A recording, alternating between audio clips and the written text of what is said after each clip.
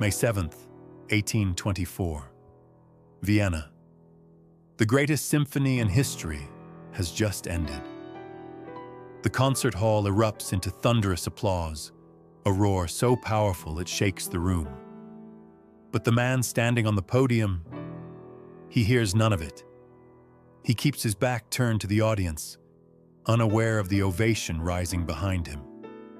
Only when a singer gently turns him around does he finally see the people cheering for him. This man was Ludwig van Beethoven, one of the greatest composers who ever lived, and yet, tragically, a man who could hear nothing.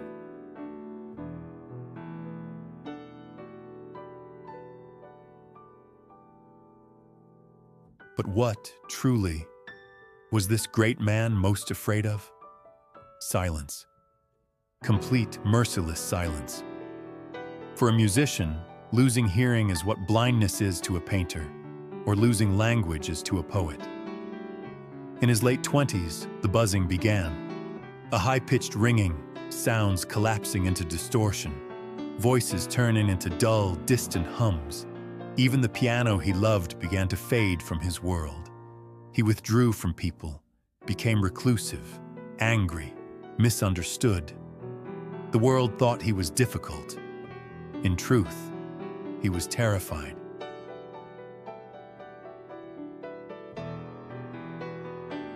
In 1802, at 32, Beethoven traveled to the quiet village of Heiligenstadt and wrote a letter to his brothers, a farewell letter. I cannot hear anything, and this humiliation drives me to despair. He stood at the edge of life itself, trapped in perfect loneliness, a prison made of silence.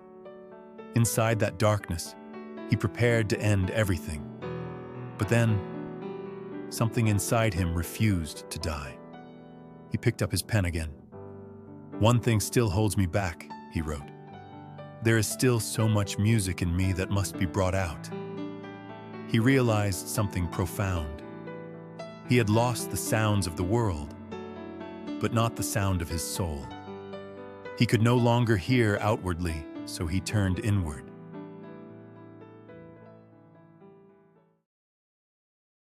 He placed a wooden stick on the piano and touched it with his jaw to feel the vibrations, the trembling of the floor, the rhythm through the skin, the melody inside the mind.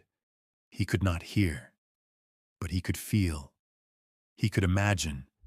He could create. And from that silence, his masterpieces were born. The Fifth Symphony, the Eroica, and at last, the Ninth Symphony, the Choral, composed when he was completely deaf, a hymn to joy written by a man surrounded by despair. While he lived his life in isolation, he wrote for humanity. All men shall become brothers. His music is great not simply because of genius, but because he reached into the deepest darkness and pulled out joy. He did not lose to suffering. He embraced it, transformed it, turned it into art.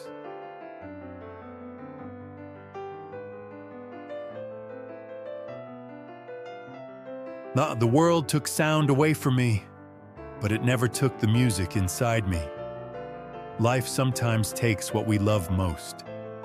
People, hopes, chances, even our dreams. There are days when the life you planned disappears, and the life you never wanted takes its place. Days when even standing feels heavy. But remember, the small flame inside you, that quiet spark, no one can take that away. Beethoven's greatness was not his talent. It was his courage. The courage to keep living when everything told him to stop. Life's score may tear, stain, or fall apart. But as long as you do not let go of it, the music continues.